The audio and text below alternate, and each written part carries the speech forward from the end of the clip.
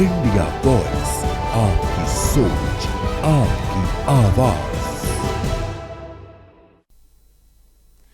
Break के बाद एक बार फिर आप सभी का स्वागत है। रुक कर लेते हैं खबरों की ओर। बलौदाबाजार में जिला प्रशासन ने राष्ट्रीय गीत वंदे मातरम के 150 वर्ष पूरे होने पर जिला स्तरीय कार्यक्रम आयोजित किया। इस दौरान कलेक्टर दीपक सोनी ने सभी अधिकारियों और कर्मचारियों के साथ गीत का गायन कराया। कार्यक्रम में प्रधानमंत्री नरेंद्र मोदी द्वारा राष्ट्रीय स्तर पर संबोधित की गई प्रस्तुति टीवी के माध्यम से दिखाई गई। इसके अलावा जिले के सभी पंचायतें, नगर निकाय, सरकारी कार्यालय और शैक्षिक संस्थान भी वंदे मातरम के 150 वर्ष पूरे होने पर उत्सव मनाने में शामिल हुए। ये कार्यक्रम साल भर चलने वाला 4 चरणों में आयोजित किया जाएगा। पहले चरण में 7 से 14 नवंबर, दूसरे चरण में 19 से 26 जनवरी तक और तीसरे चरण में 7 से 15 अगस्त और चौथे में 1 से 7 नवंबर तक वंदे मातरम पर आधारित कार्यक्रम शासकीय कार्यालय और शैक्षणिक संस्थानों में आयोजित होंगे।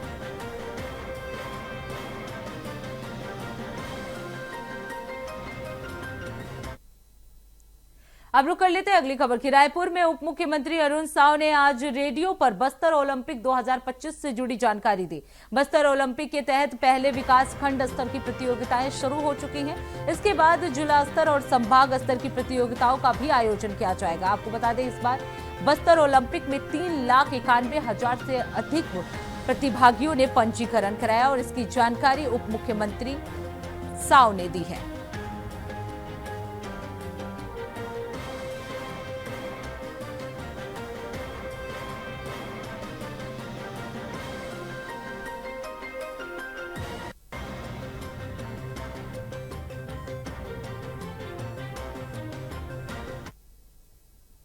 अब लोग कर लेते हैं अगली खबर की। मुख्यमंत्री विष्णु देव 10 और 11 नवंबर को गुजरात दौरे पर रहेंगे।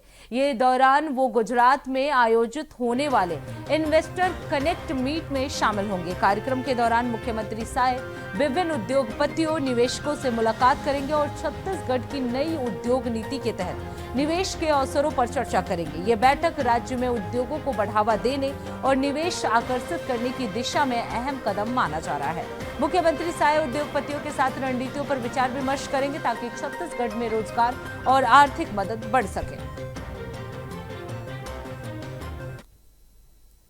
अब रुक करते हैं अगली खबर की। बालोद जिले के जिला पंचायत सभाकक्ष में राष्ट्रीय गीत वंदे मातरम की 150वीं वर्षगांठ पर राष्ट्रीय स्तर के कार्यक्रम का सीधा प्रसारण देखा गया। प्रधानमंत्री नरेंद्र मोदी ने नई दिल्ली से पूरे देश में स्मरणों उत्सव का शुभारंभ किया और वंदे मातरम के महत्व और अर्थ पर भी प्रकाश डाला। उन्होंने कहा, ये केवल गीत संगीत नहीं बल्कि भारत की आजादी और संकल्प का प्रतीक है। इसके दौरान कई ग्राम पंचायत भी इस कार्यक्रम में मौजूद रहे। अब रुक कर लेते हैं अगली खबर की। छत्तीसगढ़ के मुंगेली जिले के एक चौंकाने वाला मामला सामने आया है, जहां अविवाहित युवकों को सरकारी कागजों में विवाहित दिखाया गया है। सिर्फ इतना ही नहीं, इन युवकों के नाम पर फर्जी पत्नी और बच्चों का रिकॉर्ड बनाकर राशन कार्ड भी जारी कर दिए गए हैं। मामला लोरमी विधानसभा क्षेत्र के ग्राम पंचायत लालपुर थाना के आश्रित मारूकापा का बताया जा रहा है। ग्रामीणों का आरोप है कि यह पूरा फर्जीवाड़ा पूर्व सरपंच संदीप भार्गव और उनके प्रतिनिधि सुजीत भार्गव की मिलीभगत से हुआ है।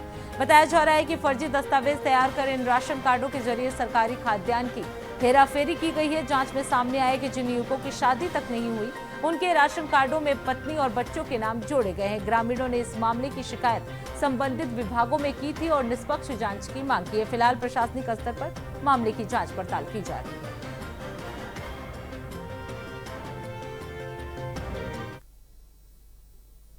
अब रुक कर लेते हैं अगली खबर की। छत्तीसगढ़ के बलौदाबाजार जिले के सोना खान में सोने का बड़ा भंडारण मिलने से क्षेत्र में उत्साह का माहौल है। यहां लगभग 2700 किलो सोने के भंडारण की पुष्टि हुई है, जिसके वाणिज्यिक खनन अधिकार वेदांता लिमिटेड को मिल गया है। राज्य सरकार द्वारा आयोजित ई नीलामी प्रक्रिया में वेदांता ने 74,712 रुपए प्रति ट्राई ऑन्स के आईबीएम विक्रय मूल्य का 12.55% बोली लगाकर ये खाद्यान्न अपने नाम कर लिया। बुधवार को कंपनी के अधिकारियों ने भूमि पूजन पर टेस्टिंग खुदाई की शुरुआत की है। 608 हेक्टेयर में फैली इस सोना खान गोल्ड माइंस के सतह के पास से ही लगभग 500 किलो सोना और गहराई में करीब 5 टन सोने का भंडार अनुमानित है। सर्वेक्षण के अनुसार 1983 से 1991 के बीच यहां सर्वेक्षण कर सोने की मौजूदगी की पुष्टि की गई थी, जबकि 2015 में इसे वाणिज्यिक खनन योग्य घोषित किया गया था। ये छत्तीसगढ़ की पहली और देश की चौथी सक्रिय स्वर्ण खदान है। इसके शुरू होते ही राज्य सरकार को रॉयल्टी के रूप में करोड़ों रुपए की आय होगी।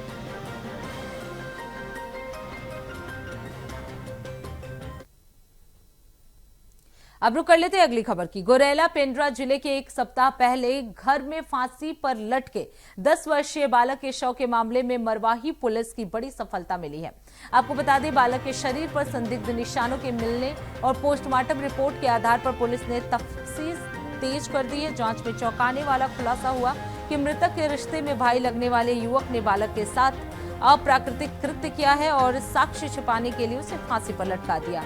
मरवारी पुलिस ने आरोपी युवक को गिरफ्तार कर लिया है। पुलिस मामले की और गहनता से जांच कर रही है ताकि पूरी सच्चाई सामने आ सके और दोषी को कड़ी से कड़ी सजा दिलाई जा सके। ये घटना क्षेत्र में सुरक्षा और बच्चों की सुरक्षा को लेकर एक चिंता का विषय बना हुआ है। ग्रामीण और स्थानीय लोग पुलिस की कार्रवाई की सराहना कर रहे हैं।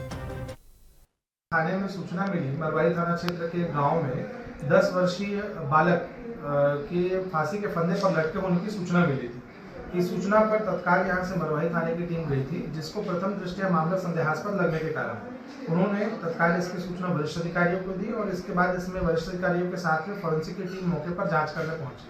पंचनामा कार्रवाई के दौरान जब अंगों को देखा गया तो उसमें इस तरह की चोटें थी, इस तरह के निशान थे, जिसके कारण ऐसा लगा कि बालक के साथ संभवतः किसी प्रकार का अप्राकृतिक कृत्य भी किया गया है।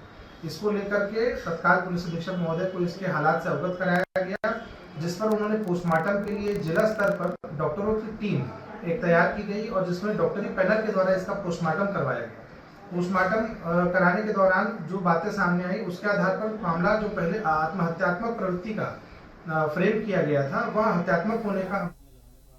अब रुक कर लेते हैं अगली खबर की। आगरा की स्मार्ट पुलिस ने चोरी करने वाले गैंग का खुलासा किया है। आपको बता दें, थाना सिकंदरा क्षेत्र में मध्य प्रदेश के ग्वालियर से आए 3 शातिर चोर एक मकान में चोरी की योजना बना रहे थे। आगरा पुलिस ने उन्हें अपराध को अंजाम देने से पहले ही धर दबोच लिया है।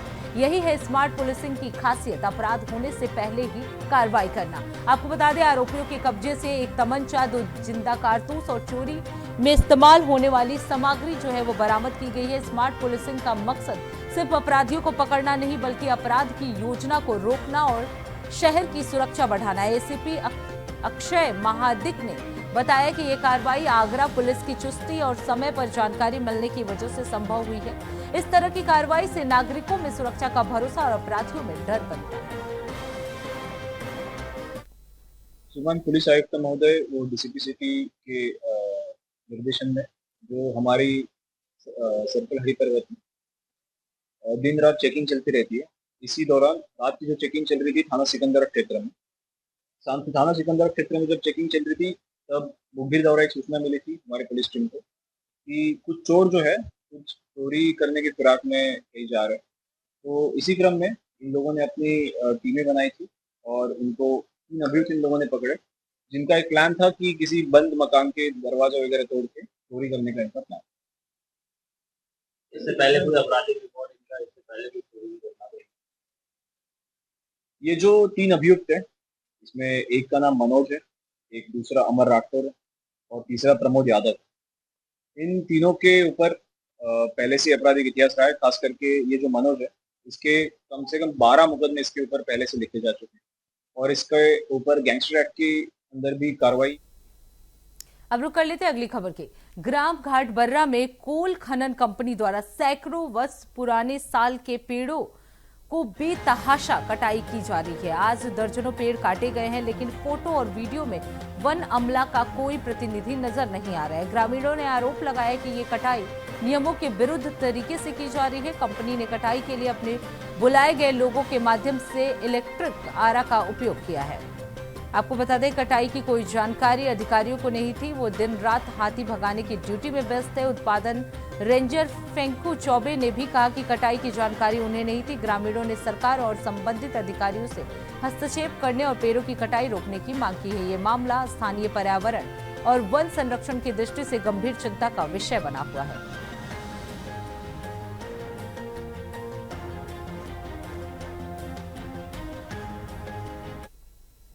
अब रुक कर लेते हैं अगली खबर की। खबर मुरादाबाद से है, जहां एक दिल दहलाने वाली खबर सामने आई है।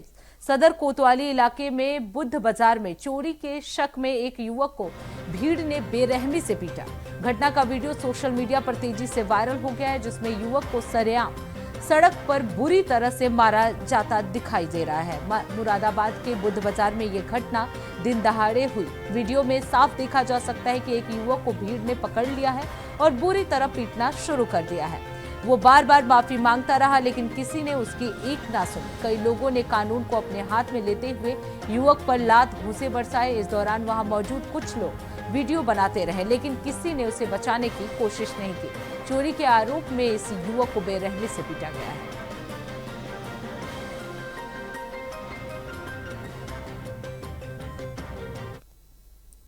तो फिलहाल इसी के साथ इस बुलेटिन में बस इतना ही। देश दुनिया की तमाम बड़ी खबरों के लिए देखते रहिए इंडिया वॉइस। तब तक के लिए नमस्कार।